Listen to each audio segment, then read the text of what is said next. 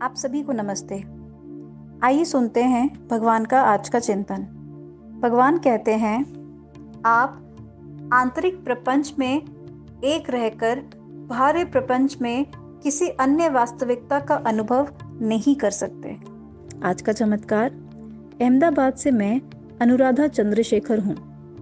2020 की गुरु पूर्णिमा प्रक्रिया से ये संबंधित है। ये जानकर कि श्री अम्मा भगवान ने उस प्रक्रिया में मस्तिष्क की मिस्टिकल सर्जरी का संकल्प लिया है, हम लोग धन्य हो गए। घर पर बैठे उस कार्यक्रम के दौरान मैं सत्यलोक के हर दीक्षा स्थल पर मिस्टिकल रूप से गई। गोल्डन रॉक पर दीक्षा के दौरान मुझे दिखा और महसूस हुआ कि श्री अम्मा भगवान मेरे मस्तिष्क के बीचों बीच बैठे हुए हैं।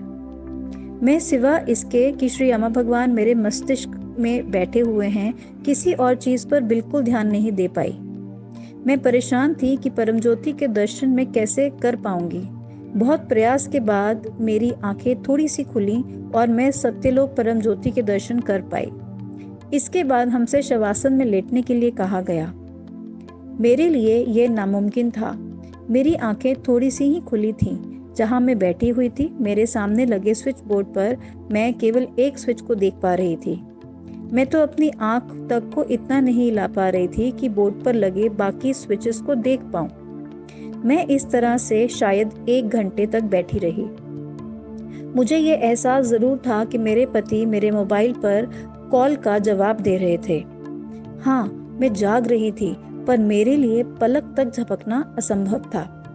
करीब 1 घंटे के बाद मैं बहुत धीरे धीरे हिल पाई, शायद कुछ सेंटीमीटर, और शवासन में लेट गई। अब मैं शवासन में छत को देखते फिर करीब 1 घंटे तक लेटी रही, कुछ हिलने डुलने में, और वो भी बहुत धीरे से। मुझे कोई 2 घंटे लगे।